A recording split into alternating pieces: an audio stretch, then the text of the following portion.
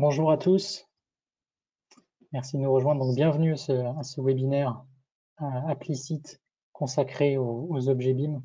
On va démarrer d'ici quelques minutes.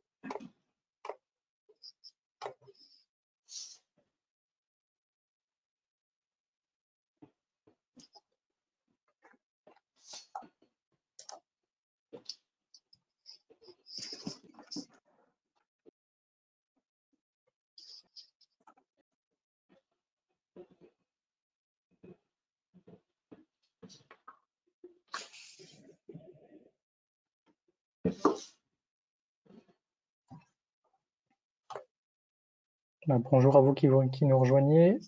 Je laisse encore une petite minute aux participants qui se connectent.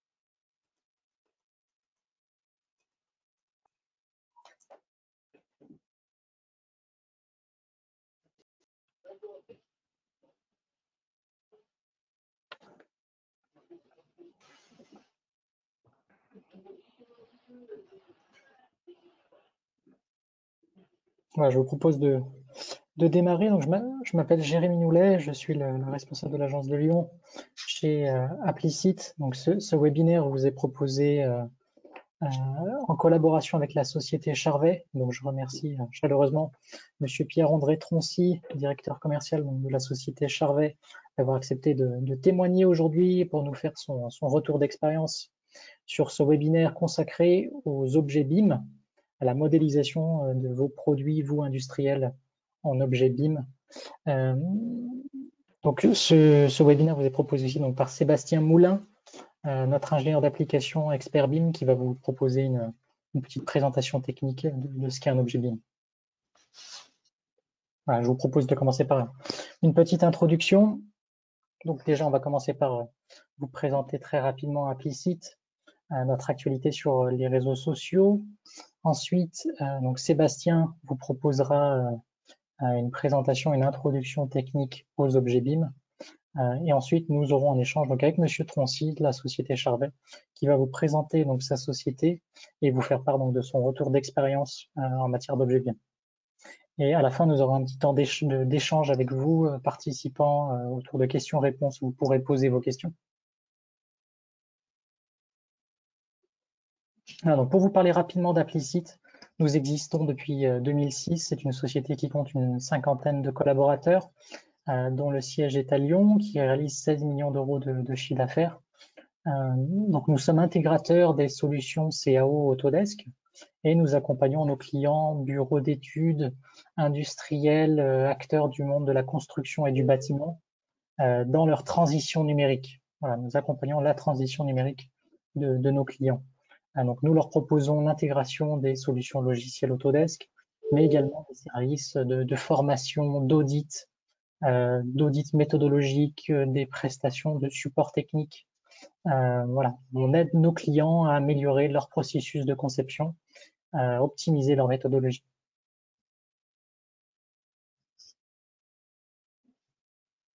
Voilà. Sur notre site internet applicite.com, vous retrouvez nos différents événements. Nous organisons donc très régulièrement des webinaires comme celui-ci, quasiment un par mois, voilà, sur différentes thématiques, que vous soyez industriel, que vous soyez intéressé par la CAO, la simulation, la FAO, le BIM, l'architecture, la construction. Nous proposons régulièrement des webinaires techniques gratuits comme celui-ci. Et je précise aussi que ce webinaire est enregistré, donc vous pourrez le retrouver sur notre chaîne YouTube. et on le partagera sur les différents réseaux. Voilà. Sur notre site internet, vous retrouvez également donc un blog technique sur lequel on intervient là aussi très souvent. On vous propose des trucs et astuces, des conseils pour aller voilà, optimiser votre utilisation des différents logiciels, que ce soit Revit, Inventor, les outils de simulation, AutoCAD. Voilà. Nos différents experts techniques publient chacun au moins un article technique par mois pour vous donner une idée de la puissance de ce blog qui est très consulté. Nos réseaux sociaux, donc nous disposons de pages LinkedIn, une page LinkedIn Applicite nationale, ainsi que nos pages agences, donc Ouest, Est et Sud-Ouest pour nos équipes de Nantes, de Lyon et de Bordeaux, donc pour avoir une communication plus locale.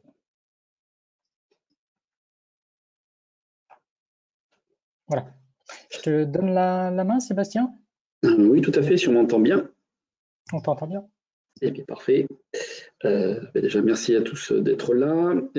Donc là, on va rentrer dans le vif du sujet concernant un petit peu la définition un petit peu de ce que c'est un objet BIM, pour que vous compreniez bien de quoi il s'agit et que vous compreniez les enjeux un petit peu de ces objets-là.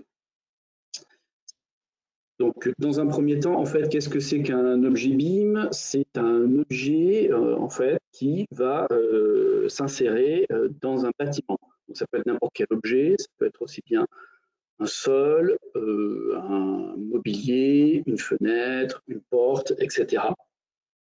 En fait, tout ce qui se représente dans un bâtiment, hein. Ça peut être aussi des objets techniques comme de la VMC, des interrupteurs, voilà. Tout ce qui peut composer le bâtiment et son environnement. Donc concrètement, un objet BIM est constitué d'un ensemble de volumes 3D qui est modélisé et aussi de propriétés aussi bien en termes de dimensionnement qu'on va pouvoir manipuler donc paramétrique, mais aussi d'informations telles que des caractéristiques techniques, le matériau, des options éventuelles, etc. Qui vont aussi participer à l'ergonomie de l'objet. Donc, ces objets s'intègrent dans des outils de conception, de nouveaux outils de conception tels que Revit. Chez Autodesk, on est passé de AutoCAD à Revit en ce qui concerne la conception de bâtiments. L'intérêt, c'est que les objets sont maintenant identifiés et catégorisés et qu'ils s'inscrivent donc maintenant dans une base de données. Donc, par exemple, ici, vous pouvez remarquer que avec un simple filtre, on peut coloriser en fonction de la catégorie des objets les éléments. Donc, par exemple, en vert clair, on a les meubles de rangement, le mobilier en vert foncé, en jaune, les luminaires, etc., etc. Et en même temps, dans le même laps de temps dynamique, il va constituer une base de données qu'on va pouvoir exploiter par l'utilisateur de ces objets. Donc ici, vous voyez sur l'exemple, il va venir lister l'ensemble des choses et c'est fait de manière dynamique. Donc si je vous montre un petit peu le projet sur lequel ça a été fait, donc ici par exemple, on voit qu'on a un meuble de rangement, 7 meubles de rangement, et si je sélectionne un meuble de rangement et que je le supprime, on voit qu'ils sont passés à 6. Donc on a un lien vraiment direct, on a une liaison vraiment, une intégration de l'objet dans le projet qui va donc grandement améliorer l'efficacité de la conception du bâtiment.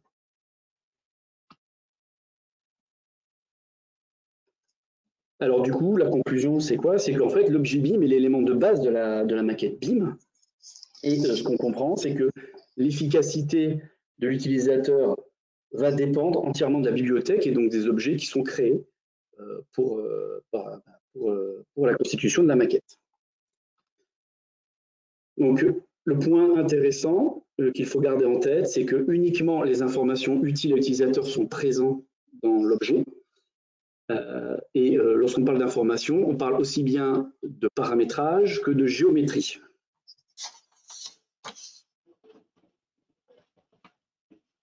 Alors, quel est l'intérêt parce que l'on a bien compris quel était l'intérêt pour, en tout cas, celui qui va avoir l'objet au niveau de son projet, mais quel est l'intérêt pour celui qui va créer l'objet.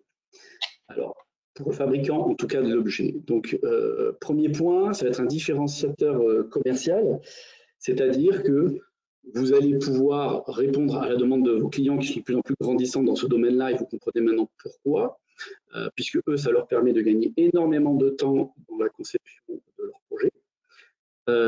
Et vous, ça vous permet d'avoir une visibilité bien plus accrue vis-à-vis de ces clients-là, puisque quand ils vont rechercher, par exemple, sur un navigateur, justement ce genre d'objet, vous allez apparaître en réponse dans le navigateur.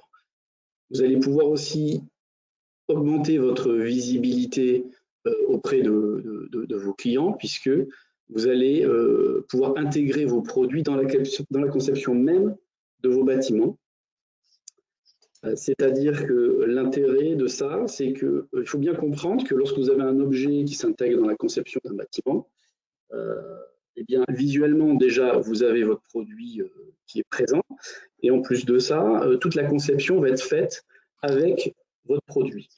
Ce qui va faire que le changement d'une référence concurrente va être bien plus complexe, en tout cas va poser potentiellement des questionnements de conception, des modifications de conception, ce qui ne sera pas le cas avec l'objet directement intégré. Et puis, on peut y penser un petit peu plus en amont, c'est que vous allez pouvoir aussi éventuellement insérer vos produits dans la bibliothèque et gabarit de vos clients, c'est-à-dire devenir le produit par défaut qu'il va utiliser lorsqu'il aura besoin de l'objet. Donc, ce qui permet d'être toujours dans toutes les maquettes en fait, de vos clients du moment qu'il aura besoin d'un produit dont il aura besoin pour réaliser la maquette. Et enfin, vous allez pouvoir améliorer votre communication en utilisant ces objets, par exemple, dans votre bureau d'études internes, si vous en avez un, notamment en plan d'installation, ce genre de choses, ou en présentation commerciale, et pouvoir ainsi créer potentiellement, si c'est votre besoin, potentiellement à votre donc la présentation commerciale, donc vous allez pouvoir directement montrer à votre client en direct et concrètement directement son installation et donc être un petit peu plus vendeur par rapport à ça. Alors lorsque l'on constitue un objet, quels sont les critères qu'il faut regarder? Donc vous avez en premier lieu, vous aviez la géométrie et surtout l'enveloppe qui est très importante lorsque vous voulez concevoir un projet, puisque cette enveloppe va déterminer l'encombrement de votre objet et son insertion dans le projet.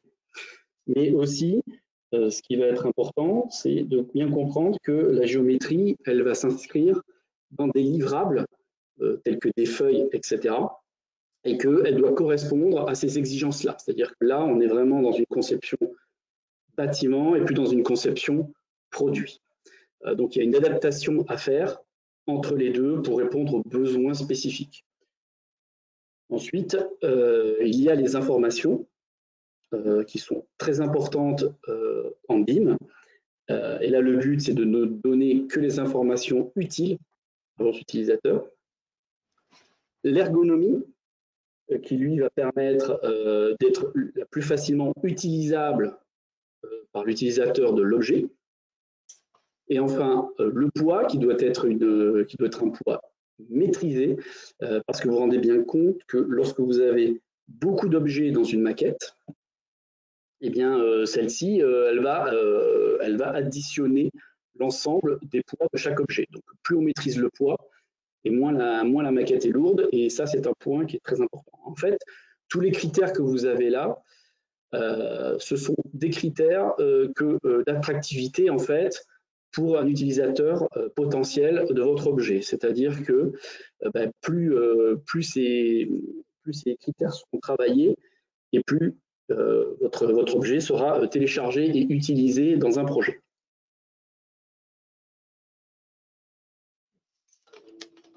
Alors, à notre niveau, qu'est-ce qu'on peut vous apporter particulièrement par rapport à d'autres prestataires.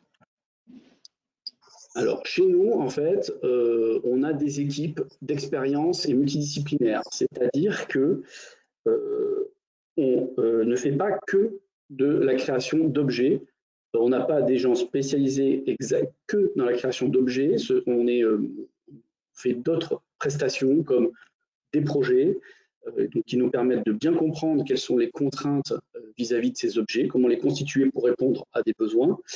Nous faisons aussi du support qui nous permet d'être confrontés à différentes problématiques de clients et donc parfois qui touchent aussi la nature des objets et leurs problématiques vis-à-vis d'objets qu'ils ont téléchargés, ce genre de choses. Mais aussi, on a fait beaucoup de création d'objets sur différents secteurs d'activité, comme par exemple du mobilier, des interrupteurs, des appareillages électriques, de la VMC, des appareils de génie climatique, mais des sols aussi, très bien, des choses très communes comme des sols, des luminaires, ce genre de choses. Donc nous avons une bonne expérience sur un ensemble de domaines et des différentes contraintes que pourrait avoir un tel et tel secteur d'activité.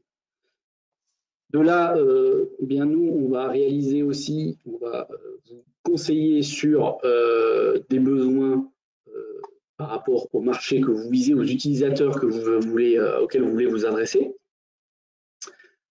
Parce que chaque secteur d'activité n'ayant pas les mêmes problématiques, chaque produit n'ayant pas non plus les mêmes problématiques, on va pouvoir vous donner des conseils personnalisés en fonction de tout ça et en fonction aussi d'exigences particulières que vous aurez, vous, propres à votre entreprise. Parce qu'on sait très bien que entre différentes entreprises, on n'a pas forcément la même façon d'aborder les choses en termes de produits et qu'il y a des points importants que vous voulez mettre en avant potentiellement. Alors, notre approche de la création d'objets, c'est on va s'adapter vraiment, comme je le disais précédemment, à l'utilisateur qu'on va vouloir capter. Donc, par exemple, c'est là où on va travailler des axes plus particulièrement, notamment par rapport aux architectes, par exemple, on va être plus sur des axes d'ergonomie et de géométrie. Si on est sur des projets BIM spécifiques, ce qui nous arrive qu'on nous demande de faire des créations d'objets par rapport à des projets BIM spécifiques, et là, on sera plus sur des axes tels que le poids, le paramétrage, etc. Et dans le cas d'une large diffusion, c'est-à-dire à n'importe quelle personne qui aimerait avoir l'objet, là, on sera plus concentré sur des poids, de l'ergonomie. Alors, évidemment, ça, ce sont des exemples, on va dire, standards. Et ensuite, en fonction de vos besoins, on adaptera ces axes-là. Alors, nous, on a toujours en tête, lorsqu'on crée un objet, d'être du point de vue de l'utilisateur, parce que c'est lui qui va l'adopter, et le fait qu'il l'adopte et qu'il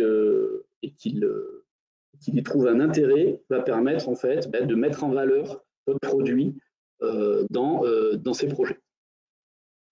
Donc, les différents axes, c'est surtout une ergonomie, donc une facilité d'utilisation. Donc une intégration au projet optimisé, c'est-à-dire de façon à ce que lorsqu'il insère un objet, celui-ci nécessite le moins de manipulation possible pour qu'il se place correctement, qu'il se paramètre le plus correctement possible. Un paramétrage limité et non polluant, c'est-à-dire que le but, c'est de ne pas noyer l'utilisateur par des informations dont il n'a pas besoin, que ça soit rapide à paramétrer et surtout ne pas, parce que la problématique souvent c'est d'avoir des objets qui ont trop d'informations et les utilisateurs les rejettent pour ces raisons-là. Et aussi le découpage des références logiques aux produits concernés, c'est-à-dire que si vous avez une gamme à réaliser en objet BIM, catalogue, ce genre de choses, il faut que votre utilisateur, l'utilisateur de ces objets, de ces différents fichiers qu'on va créer pour vous, eh bien, il puisse s'y retrouver dans l'ensemble des fichiers que l'on va lui donner. Donc, il faut que ça soit quelque chose de facile et intuitif pour l'utilisateur de s'y retrouver. Donc, vous voyez, à ce niveau-là, il y a une analyse globale en fait de l'ensemble des produits que vous désirez créer. Ensuite, un poids limité. Donc le but, c'est d'avoir une conception optimisée des volumes par rapport au logiciel Revit, parce qu'il y a plusieurs façons de faire les choses et il y a toujours une meilleure solution que d'autres en fonction des besoins exprimés par rapport au produit. Et donc, maîtriser ce poids qui est un critère assez important aussi pour les utilisateurs. Et enfin, respecter une identité fabricant, c'est-à-dire reconnaître avec une signature visuelle votre produit. Ce qui est assez important aussi, que d'un premier coup d'œil, on puisse identifier votre produit. Une petite note par rapport à ça.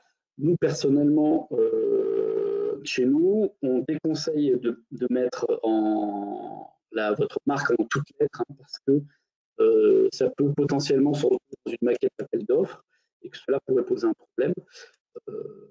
Donc, voilà. Généralement, on déconseille surtout, alors ça dépend de chez qui vous voulez diffuser ces éléments-là, mais généralement, quand c'est dans le cas de large diffusion, on déconseille. Cependant, ce que je voudrais ajouter, c'est que nous, on est là pour vous guider sur des conseils, sur ce que nous, avec notre expérience de l'ensemble des projets que l'on a fait, de l'ensemble des clients qu'on a eus en termes de fabrication d'objets, on vous donne.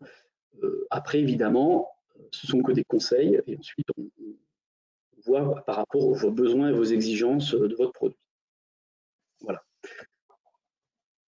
Du coup, pour cette petite présentation est terminée pour moi et puis je vais laisser oui, merci Sébastien. Et monsieur Doulet continuer cette présentation. Avant de donner la parole à M. Troncy, Sébastien, je reviens juste sur la notion de différenciateur commercial que tu as évoqué, pour préciser qu'effectivement, donc si vous êtes industriel fabricant et vous envisagez cette démarche vers les objets BIM, ça vous apporte effectivement un différenciateur commercial dans le sens où vous allez proposer vos produits au marché sous forme d'objets BIM et en faisant cela, vous allez faciliter le travail des architectes qui envisagent de mettre votre typologie de produit dans leur projet. Comme vous facilitez leur travail, vous leur faites gagner du temps, naturellement, ces derniers vont être plus enclins à préconiser, recommander vos produits. Et donc, dans ce sens-là, ça peut vous permettre d'accéder à de nouveaux marchés, à des commandes supplémentaires. Oui, et d'ailleurs, je rebondirai un petit peu là-dessus en disant que, sachant que la maquette souvent est diffusée, on peut récupérer les objets dans les maquettes aussi, hein. Donc, ça peut arriver que, par exemple, on trouve dans une maquette des objets qui nous plaisent et qu'on puisse récupérer pour d'autres maquettes nous-mêmes derrière. Donc, une espèce de diffusion qui peut se créer effectivement comme ça. Donc là, la société Charvet nous a effectivement fait confiance l'année dernière donc pour la création de ces produits en objet BIM.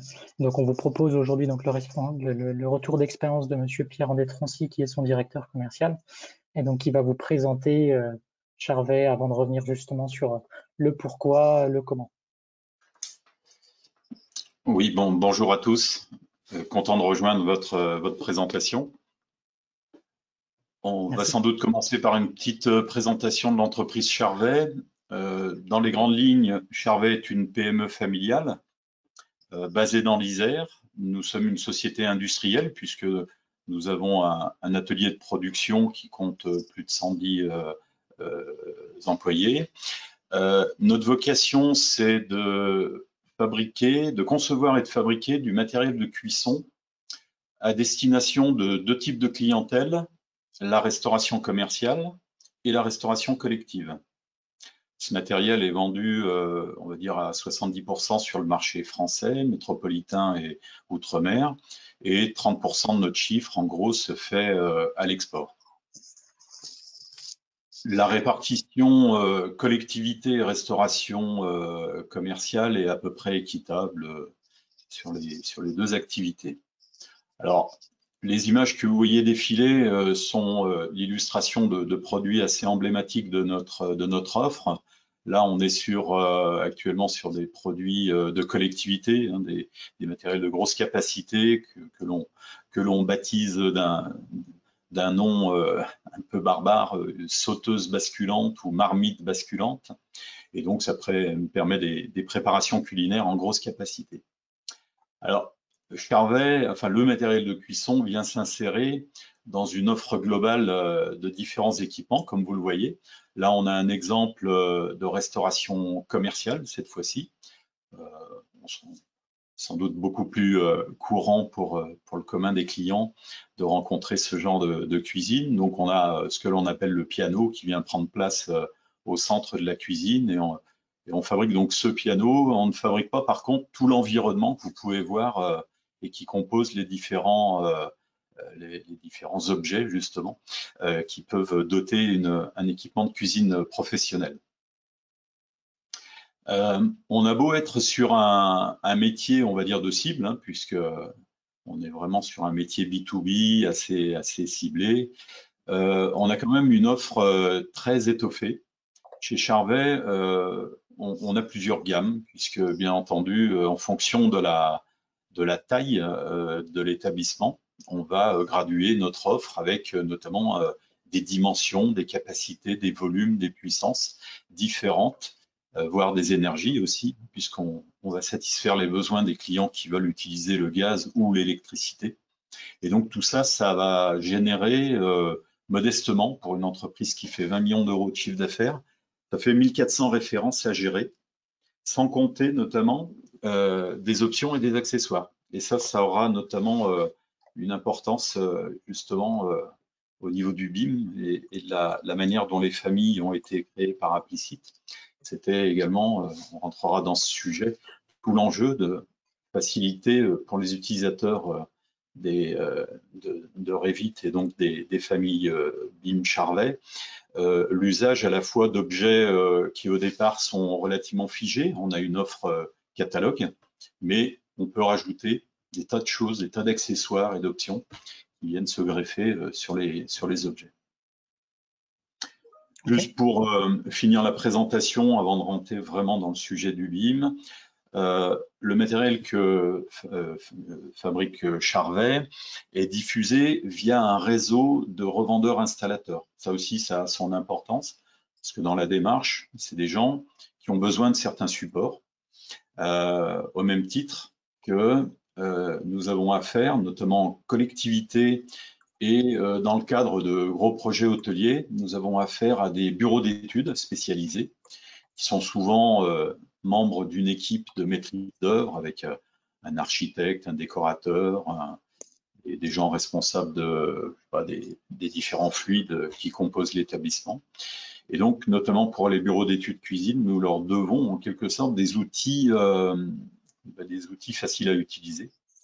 Et comme le disait Sébastien tout à l'heure et Jérémy, eh bien, plus on leur facilite la tâche, plus on multiplie les chances d'avoir une réussite et d'être, entre guillemets, sur le haut de la pile le jour où un projet sort. Et donc, c'est en effet, c'est devenu un argument important pour nous d'être à niveau vis-à-vis de nos différents interlocuteurs.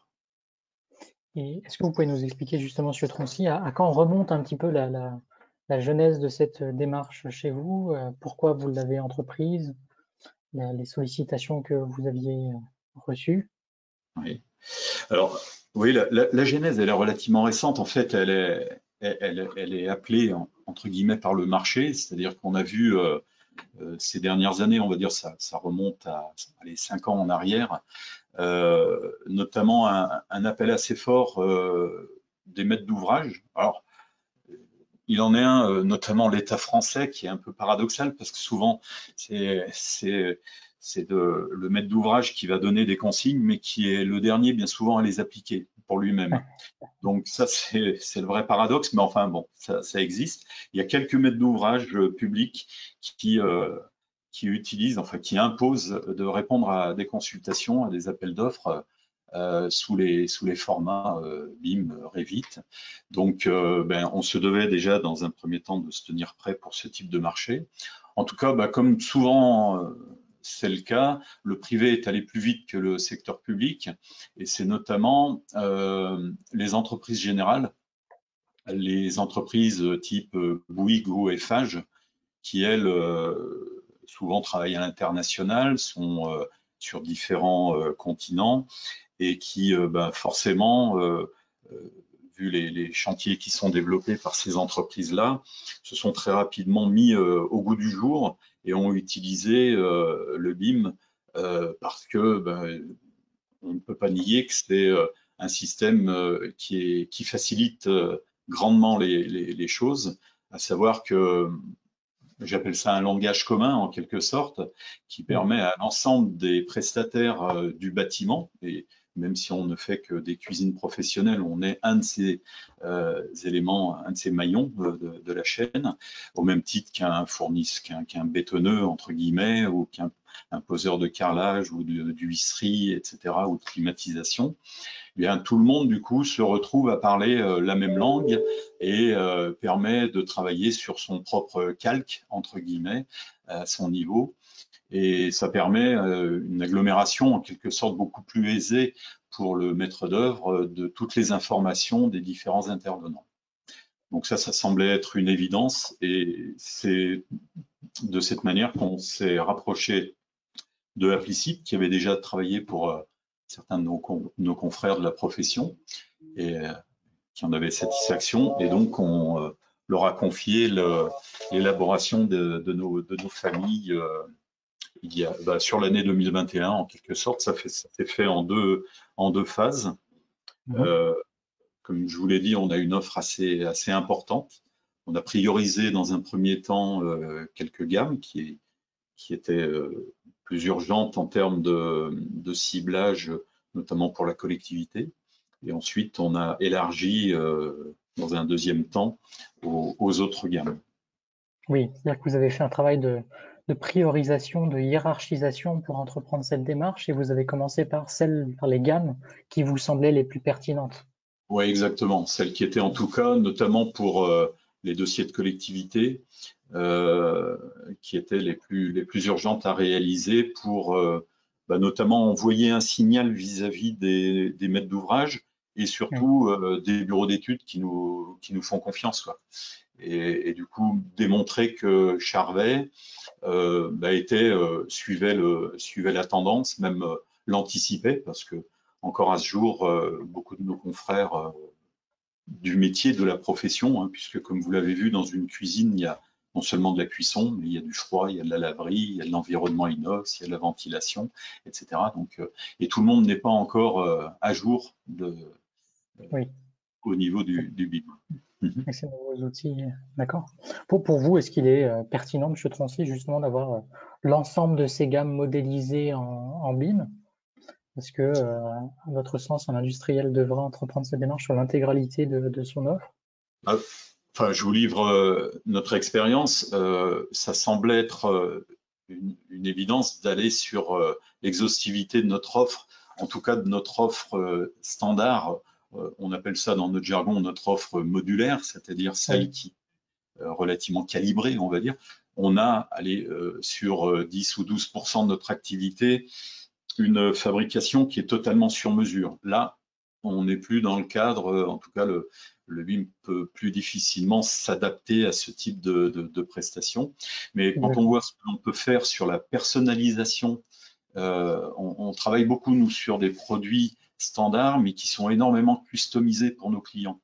Et ça, malgré cette contrainte de customisation, de personnalisation, on peut le faire, notamment grâce au travail de Sébastien, qui a bien compris la logique, c'est-à-dire un appareil standard, voilà, tel qu'on le voit à l'écran, peut recevoir des portes, des tablettes supplémentaires, des accessoires ou des petites sophistications supplémentaires, et l'objet peut du coup intégrer ces différentes options.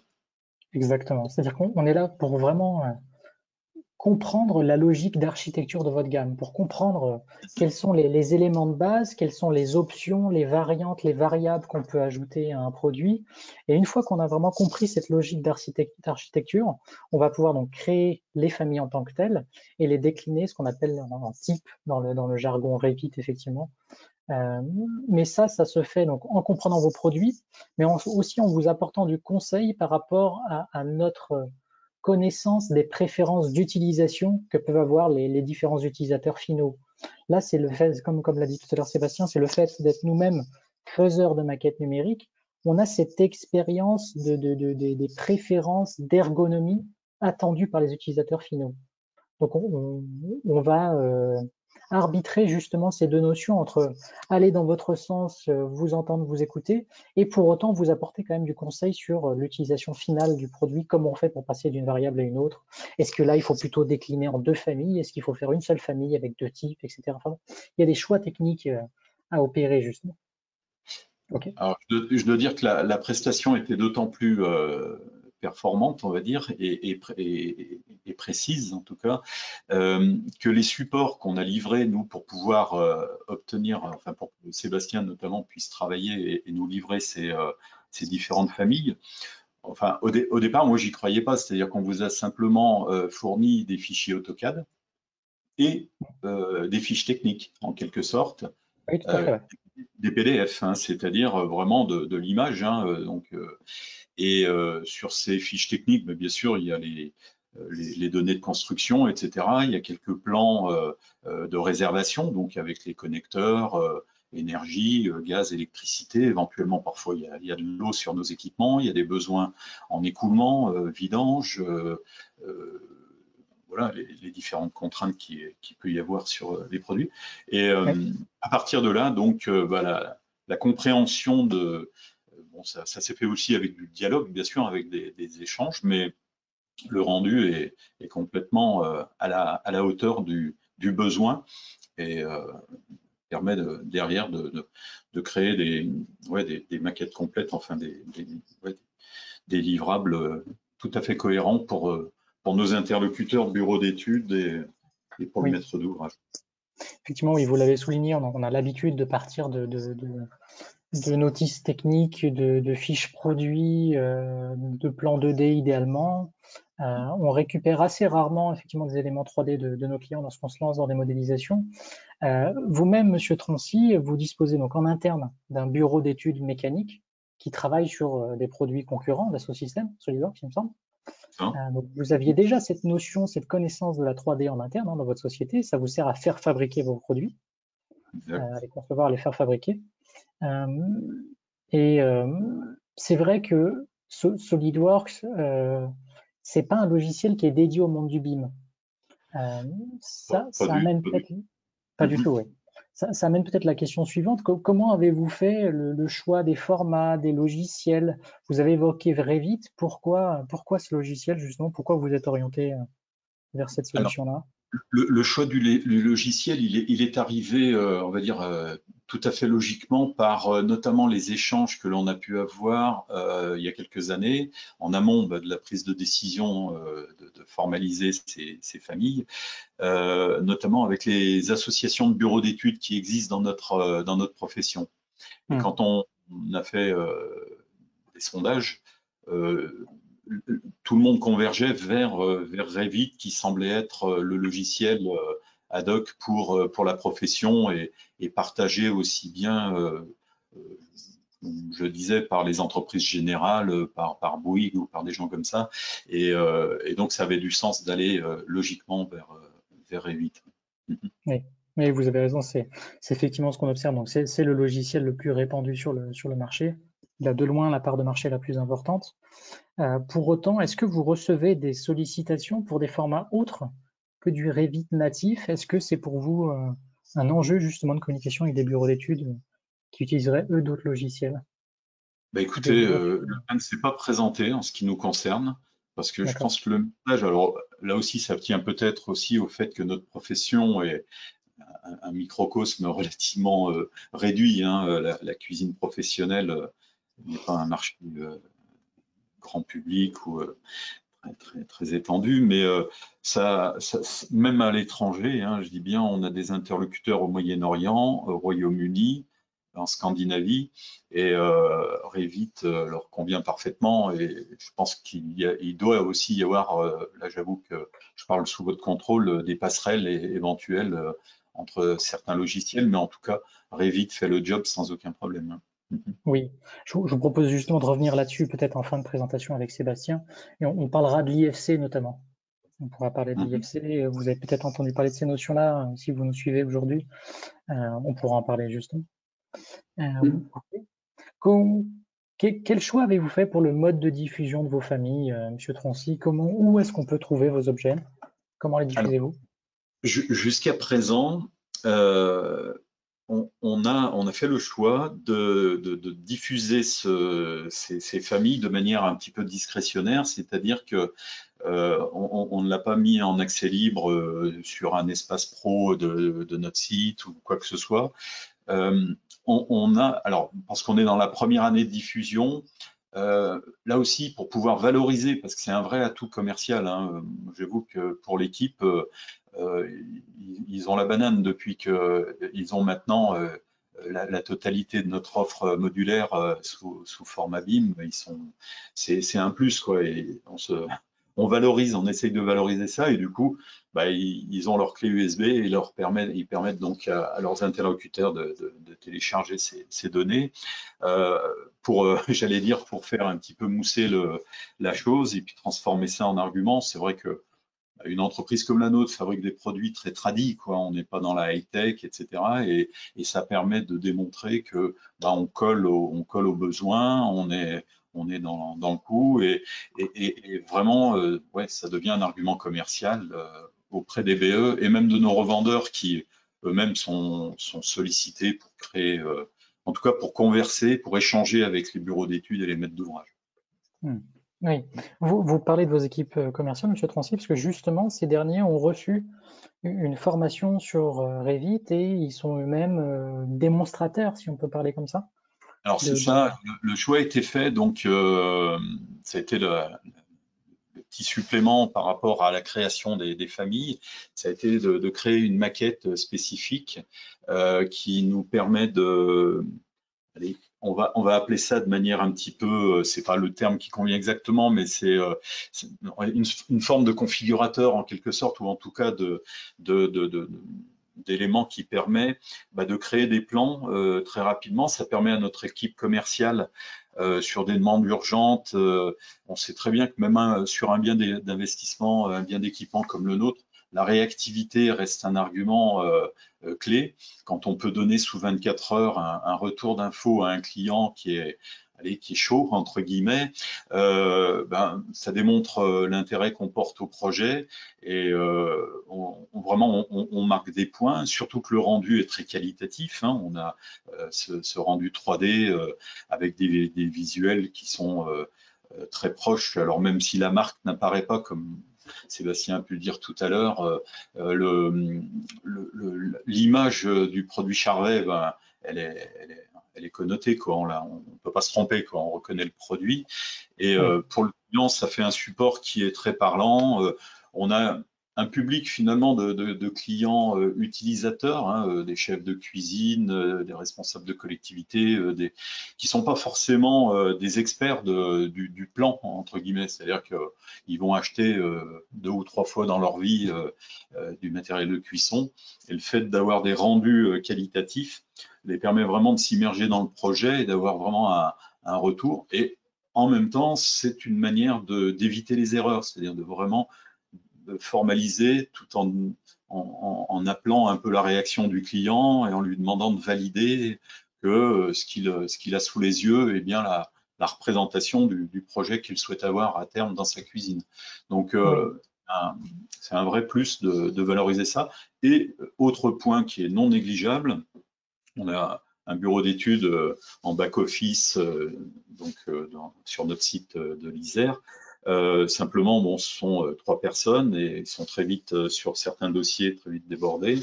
Et ça permet de soulager ce bureau d'études de quelques plans ou modifications de plans que du coup les commerciaux peuvent gérer en solo et et de manière très, très réactive. Exactement. Donc, c'est-à-dire que c'est une autre source pour vous de retour sur investissement d'avoir entrepris cette démarche BIM, c'est-à-dire, outre les commandes supplémentaires, les nouveaux marchés auxquels vous pouvez accéder grâce à cette démarche, vous avez en plus un impact sur votre organisation interne, dans le sens où ça peut décharger votre bureau d'études mécanique d'une partie de certaines demandes, effectivement, le faire gagner du temps et faire gérer par les commerciaux peut-être certaines questions, certaines demandes de modification, comme vous le dites, oui. C'est ça, oui. C'est des fois des projets qui peuvent parasiter un bureau d'études qui travaille sur un sujet de fond, sur un gros Ouais. dossier, etc. Et du coup, et puis ouais, l'aspect rapidité d'exécution et de réponse, bon, on le sait très bien aujourd'hui, le délai au sens large, délai de réponse à des consultations et délai de fabrication, bah, c'est des arguments clés quoi, pour un industriel, on va dire, toute prestation. J'ai noté 30% de votre activité à l'export, je crois, 70% en C'est France. ça. Mhm. Avez-vous justement des problématiques d'échange de fichiers, de langue avec l'étranger? Alors, pour tout vous dire, on a actuellement, bon, bien sûr, la priorité était de satisfaire le marché français, hein, puisque c'est notre marché clé. Euh, on a actuellement en cours les traductions donc des différentes familles. Devrait être finalisé d'ici peu. C'est pas forcément tout à fait bloquant, on va dire, dans un premier temps, parce que la nécessité est surtout d'aller sur les plans, sur les données visuelles. Donc, ça n'a jamais été bloquant jusqu'à présent, mais bon, ce sera un plus quand on aura la version en anglais et là, ça permettra vraiment de satisfaire notamment nos clients. De toute façon, à partir du Royaume-Uni, du Moyen-Orient et de la Scandinavie, là, vous parlez anglais, vous répondez à la demande sans aucun problème. Donc, D'accord. ça sera fait dans quelques semaines, oui. Pour finir, est-ce que vous avez je sais pas, des conseils à formuler à d'éventuels industriels donc, qui se posent la question d'entreprendre cette démarche vers le BIM? Est-ce que vous avez peut-être des points d'avertissement ou des informations que vous souhaiteriez partager?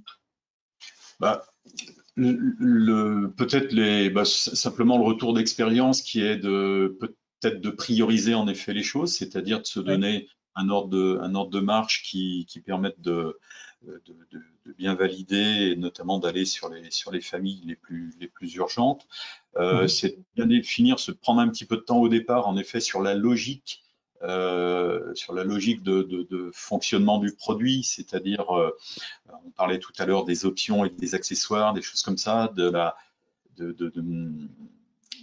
ouais, toutes ces choses qui peuvent être un petit peu, souvent, on maîtrise très bien ce genre de sujet quand on en parle au quotidien, mais par contre, quand il faut faire partager ce genre de choses, ben, il faut passer beaucoup de temps pour vraiment faire rentrer le prestataire dans sa logique. Et ça, Oui. derrière, ça déroule. Mais là, je suis pas inquiet. Sébastien a très vite compris la logique de nos produits. Voilà, bah, non, ça se fait de manière assez fluide, hein. Il y a beaucoup d'échanges, ça c'est clair, et ça c'est essentiel, hein. S'il y a le moindre doute, c'est faire des revues régulières pour lever les doutes, reprendre ce qui a été livré et voir s'il n'y a pas quelques incohérences. Bon, c'est normal, c'est sur les premières familles que l'on tâtonne un petit peu, puis après la logique se prend en général chez un industriel. Après ça déroule, hein, les produits sont faits de manière assez standardisée, mais voilà. Et puis après sur la communication, je dis bien le modèle qu'on a choisi pour l'instant, je vous dis bien d'être assez discrétionnaire sur la manière de communiquer. Bah, c'est un choix, mais je pense que si on se reparle dans un an, on aura peut-être complètement changé de modèle, c'est-à-dire qu'on aura mis en accès libre ou via notre espace pro nos familles pour pouvoir démultiplier le nombre de points de chute voilà, de notre information. Mais je dis bien, au moins dans la première année, voire les 2 premières années, je trouve que c'est un tel argument commercial à valoriser auprès de nos contacts. On doit tellement lever amener ce plus, et je dis bien démontrer que les familles sont faciles à utiliser. De toute façon, tous nos interlocuteurs, bon, la nature humaine est faite ainsi, hein, on va au plus facile, c'est logique, et si on leur fournit des familles de qualité, faciles, bien segmentées, ça aussi c'est un temps important sans doute aussi dans l'élaboration du travail préalable, bien intitulé, bien segmenté, bien après les bureaux d'études en font l'usage, et du coup, bah, ouais, vous passez sur le haut de la pile, quoi, en quelque sorte. Hein. Oui, tout à fait. Ok. Merci beaucoup, Monsieur Trancy, pour ce retour. Je propose effectivement donc aux participants de poser des questions. Si vous en avez, vous pouvez vous poser vos questions, les taper dans l'espace prévu à cet effet. Pendant que vous posez vos questions, je propose de revenir avec Sébastien sur deux notions. Alors peut-être l'IFC, qui est le format neutre d'échange dans le BIM, et peut-être voir quels conseils on peut avoir par rapport à ça. Et seconde notion autour de l'éventuelle conversion de modèles CAO mécaniques de type SolidWorks vers le BIM. Là aussi, est-ce que c'est une bonne pratique? Est-ce que c'est quelque chose à éviter? Peut-être pouvons-nous aborder cette notion-là. Alors oui, tout à fait. Alors déjà, je voudrais revenir sur une petite chose qui était dite. J'ai été certes l'interlocuteur privilégié avec Charvet, mais une équipe a travaillé dessus. Hein, voilà, c'est derrière. Voilà, donc ça, je voulais le préciser. C'est vrai que pour faciliter la communication, on a prévu qu'une seule personne pour éviter des problèmes de communication chez nous. Maintenant, concernant l'IFC, alors l'IFC est un format en fait bâtiment et pas objet. Donc c'est vrai qu'on a des demandes parfois de clients qui demandent de fournir des objets IFC, qui en soi n'a pas vraiment d'utilité, je suppose, concrète derrière. Alors après on leur demande ce genre de format, donc on le fait. Il n'y a pas de souci. Ce qu'il faut savoir, c'est que tous les autres formats d'exportation n'exportent la plupart du temps que la géométrie, et tout ce qui est paramétrage est perdu, et tout ce qui va être ensuite information est souvent perdu, et parfois ou alors en très petite quantité, notamment dans le format IFC, si ce sont des choses bien préparées. Quant à la seconde question, donc concernant la récupération de modélisation, en tout cas déjà faite, là encore, il y a une possibilité de le faire. Cependant, en pratique, en fait, vous n'allez pas avoir des objets qui vont être très attractifs. Pourquoi? La première raison, c'est que déjà, ils vont être assez lourds en importation, c'est-à-dire qu'il n'y a pas une conversion totale, c'est juste en fait une sorte d'imbrication de l'objet dans un format, dans un conteneur d'objets Revit. Voilà, donc ça c'est la première chose. La deuxième, c'est que vous avez moins de possibilités ensuite derrière, même voire quasiment très peu, de pouvoir manipuler par la suite ces différents volumes. Donc on est dans une forme encore là très figée. Mais on peut l'encapsuler dans un format RFA et ajouter des informations. Donc ici, il y a une petite possibilité dans certains cas, mais que la plupart du temps ne satisferont pas le client, et généralement, on est obligé de repartir, de refaire l'objet en Revit pour être vraiment optimisé. Il y a un gros gain par rapport à ça. Mais on peut utiliser effectivement en fond de plan ces objets 3D pour pouvoir réaliser les nouveaux en natif, donc qui vous permet de générer ces objets plus facilement, plus rapidement. C'est pour ces raisons effectivement que nous on part souvent d'une page blanche, donc on remodélise sous Revit, on crée les familles comme ça. On a déjà vu le cas effectivement, par exemple je crois sur des armoires électriques, Sébastien on avait déjà fait ça, où on essayait de convertir des modèles SolidWorks pour les passer en BIM, mais on se rend compte qu'on a souvent une problématique de poids lorsqu'on fait ça. Ça pourrait être vu comme un raccourci, mais au final ça risque de coincer nos clients. C'est-à-dire que c'est une bonne solution sur quelque chose de ponctuel. Oui. Mais en termes de diffusion, par exemple, ça ne sera pas Pas du tout sur un catalogue. une bonne idée. Alors, je vois qu'il y a des questions justement par rapport à tout ça, parce qu'effectivement, on sait que par exemple, Inventor permet d'exporter directement en RFA les Ouais. objets. Donc, effectivement, ils les exportent bien en RFA, sauf que, en fait, il y a un gros travail à faire d'abord dans Inventor avant de les exporter pour les adapter justement à une géométrie qui va correspondre au fonctionnement de Revit. Alors, je m'explique, c'est-à-dire que tout ce qui va être pièces d'assemblage, etc., tels que des connecteurs, de la visserie, etc., tout ça, c'est à enlever pour des questions, certes, de poids, mais aussi d'utilisation derrière de Revit, c'est-à-dire que, comme je le disais précédemment, on crée des livrables plans genre centième, cinquantième, donc on n'est pas du tout dans l'échelle d'une génération de pièces pour la fabrication, donc on n'est pas du tout dans le même type. Et ce qui va se passer, c'est que quand il y a trop d'arêtes, comme par exemple qui est généré par les boulons, etc., eh bien, on va avoir quelque chose qui ne va pas être lisible au niveau de la feuille. Et donc ça pose des soucis aussi. Donc c'est vrai qu'il existe des choses qui permettent de le faire, mais en fait ne correspondent pas à un environnement BIM derrière. Voilà. Donc c'est pour ça que de manière ponctuelle, pourquoi pas. Ensuite, c'est un peu plus complexe.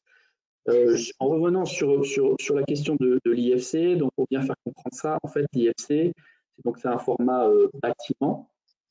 Et le fait de livrer de l'IFC, ce qui va se passer, c'est que la personne va importer l'IFC comme si c'était en fait un bâtiment externe. Donc en fait, on va avoir un bâtiment où il n'y a qu'un objet à l'intérieur. Voilà. Donc ce qui, en termes de fonctionnement du logiciel derrière, n'est pas forcément l'idéal. Hein.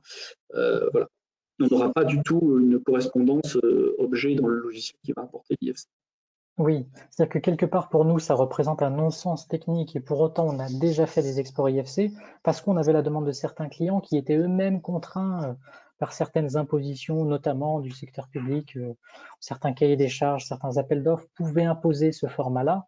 Encore une fois, ça représente pour nous un non-sens technique, mais on sait s'adapter à la demande d'un client qui a cette contrainte, évidemment. Tout à fait.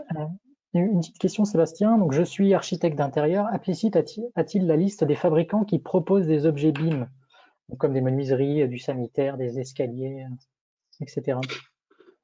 Alors, chaque fabricant a son vecteur de communication en réalité.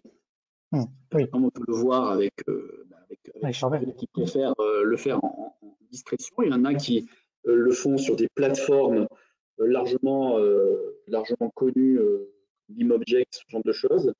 D'ailleurs, des plateformes qui ont eu tendance à se concaténer dernièrement. Et sinon, alors, il y a trois vecteurs. Il y a soit vous allez sur le site du fabricant et c'est à disposition, soit vous contactez le fabricant et il vous dit s'il en a ou pas, soit il y a BIMobject ou ce genre de site.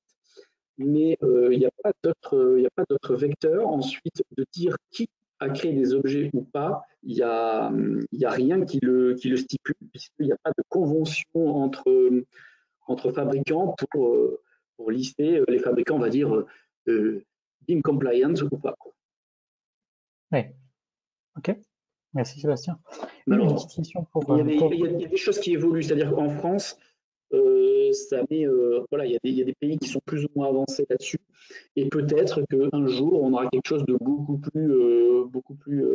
mieux, qui communiquera mieux sur ces points-là. Et c'est vrai qu'en France, généralement, on n'a pas trop de cahier de charges spécifiques à ce genre de considération, ce qui est dommageable, effectivement. Ouais. Une petite question qui s'adresse plutôt à vous, Monsieur Francis, c'est question pour Charvet. 1 an après avoir fait vos objets BIM, êtes-vous toujours satisfait d'avoir sauté le pas vers le BIM? Ah ben, clairement oui, parce j'allais dire, on monte en régime en termes de diffusion et on a de plus en plus d'interlocuteurs qui sont appelés à utiliser nos supports. Oui, clairement, bah là, il n'y a aucun doute là-dessus. C'est un choix, je dis bien en termes à la fois de satisfaction client, d'image, de qualité de rendu, enfin à tout point de vue. On a dernièrement, donc avec cette fameuse maquette que les commerciaux utilisent, là, ça démultiplie encore davantage enfin, la diffusion des objets BIM. Enfin, et c'est non, non, c'est un choix vraiment intéressant et qui porte ses fruits, quoi. Hein. Il n'y a aucun doute là-dessus. Ok, merci. Et je crois qu'il y a une dernière question, c'est pouvez-vous nous aider à rédiger un cahier des charges? Que dire par rapport à ça, Sébastien? La réponse est oui, évidemment. C'est totalement notre métier en fait. C'est-à-dire C'est que ça. effectivement, l'idée c'est quoi? C'est de venir nous voir en nous disant voilà, on aimerait avoir tel et tel objet de créer. Et nous, on va regarder ce que vous voulez faire et puis on va vous guider parmi tout ça pour vous proposer quelque chose. Vous allez après Exactement. nous indiquer soit que vous avez une exigence qu'on n'a pas tenu compte parce que, par exemple, ce n'était pas encore en question au moment où on a regardé les choses. Exact. Et ensuite, au fur et à mesure, en fait, on va se constituer un cahier des charges à ce niveau-là. Alors, il faut savoir que de toute façon, il y a déjà des bases dans la création d'objets BIM. Voilà, on connaît les curseurs, hein, et ensuite, ces curseurs sont modifiés en fonction de l'objet, du produit et des besoins spécifiques du client en dehors de l'aspect BIM en fait de l'objet. Ok. J'espère que j'ai pu répondre à la question. Ça me semble très bien. Je crois qu'on est pile sur notre timing d'1 heure qu'on avait prévu et je vois plus de questions arriver. Je vais en profiter pour remercier tout le monde, en particulier la société Charvet et M. Troncy d'être intervenus aujourd'hui. Merci beaucoup pour ce retour d'expérience. C'était un plaisir. Merci à vous. Donc j'en profite pour rappeler, donc si vous êtes intéressé par les objets BIM de la société Charvet, donc vous pouvez prendre contact avec Charvet, donc situé à Charavine, en Isère, au bord du lac de Paladreux. Vous pouvez prendre contact avec Charvet si vous souhaitez donc récupérer leurs objets BIM, voir comment ça peut s'interfacer dans vos projets. Voilà. Et donc pour la société Applicite, donc les contacts habituels, l'agence de Lyon qui a déménagé donc récemment à 400 mètres de nos anciens locaux. Donc vous retrouvez cette présentation enregistrée sur nos réseaux sociaux. Elle sera proposée dans les prochains jours sur notre chaîne YouTube et rediffusée sur nos LinkedIn. Donc je vous invite à bien suivre nos pages Applicite nationale Est, Ouest, Sud-Ouest. Voilà, je pense qu'on va tous reproposer ce webinaire en replay. Donc n'hésitez pas à suivre nos pages en fonction de votre localisation. Merci à tous. On va s'arrêter là pour aujourd'hui. Je vous souhaite à tous une bonne journée. À bientôt pour de nouvelles aventures. Vous suivez l'actualité d'Applicite et les prochains webinaires sur notre page agenda événements. On a un agenda, la liste des événements est proposée sur notre site internet Applicite. Voilà. Merci à vous. À bientôt. Merci. Bonne journée. Merci, au revoir. Au revoir.